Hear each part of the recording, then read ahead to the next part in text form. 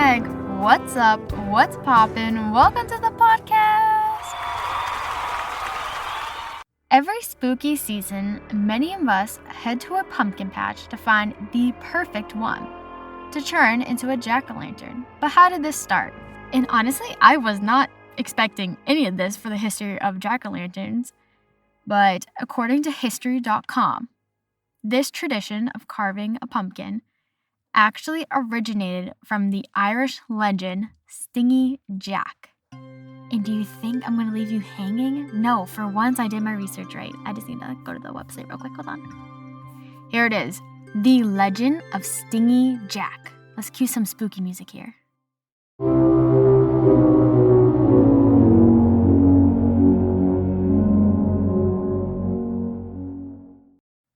So, this is how the story goes. Stingy Jack. He invited the devil to have a drink with him. True to his name. Oh, it's stingy. Oh my God, I've been singing stringy. I need to start this all over. I think I literally wrote it in my note as stringy.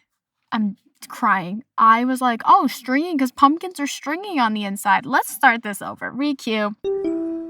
Hey, what's up? It's Editing Meg, and can we just acknowledge that I went from calling him stingy, then stringy? I was so wrong in so many different ways. Starting over. So, how did we start? Need a second. Let's cue some music here.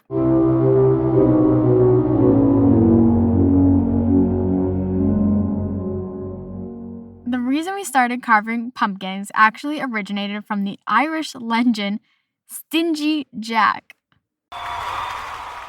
And this is how the story goes. Stingy Jack invited the devil to have a drink with him. True to his name, Stingy Jack didn't want to pay for his drink. So what did he do? He convinced the devil to turn himself into a coin that Jack could use to buy their drinks. But once the devil did this, Jack decided he was going to keep the money and put it into his pocket next to what? A silver cross. We already know silver's used as an agent in many of these things, and that prevented the devil from changing back to his original form. Jack eventually freed the devil under the condition that he would not bother Jack for 1 year, and that, should Jack die within that year, he could not claim his soul. So a year goes by, and what happens? Jack and the devil come together again, and this time, Jack tricks the devil into climbing into a tree to pick a piece of fruit. We're going to skirt for a minute. Why is the devil so stupid? Like, I thought he was supposed to be the trickster. I thought he was tricking the people. Why is he being tricked? But anyways, so the devil's up in the tree. What does Jack do? He carved a cross into the tree's bark so the devil couldn't come down. And he made the devil promise him that the devil would not bother him for 10 more years if he let him down. But soon after, Jack dies. And this is how the legend continues. God would not allow such an unsavory figure into heaven. The devil, upset by the trick Jack had played on him and keeping his word not to claim his soul, would not allow Jack into hell. So what does this mean? The devil sent Jack off into the dark night with only a burning coal to light his way.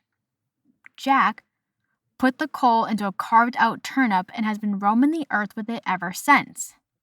The Irish began to refer to this ghostly figure as Jack of the Lantern, which then got simplified to Jack-o'-lantern. And that is the legend of how we have carved pumpkins. But do you think I stopped there? No, I found another source, Britannica.com. And this said, because I know we're all thinking it, in Ireland, people started to carve faces out of turnips to frighten away Jack's wandering soul. When Irish immigrants moved to the U.S., they began carving faces in the pumpkins since it was native to the land and there was more space that they could use. Now, how did this all become associated with Halloween? That's a great question. Thank you for asking. So Halloween is based on the Celtic festival Samhain. We actually did a whole episode on Halloween and Halloween history. It was from season 4, episode 9, if you want to go back and listen to that one, which is an ancient celebration in Britain and Ireland to mark the end of summer and the beginning of the new year on November 1st.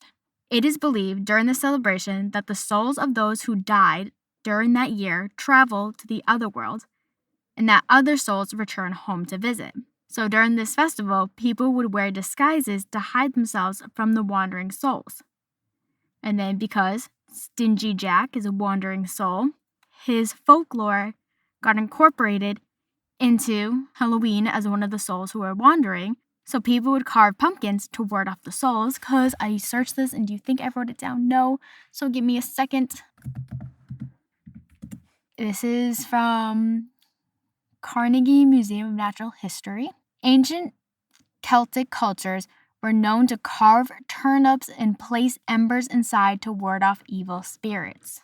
And I know you're wondering, why did they do turnips and not pumpkins? I was wondering the same thing.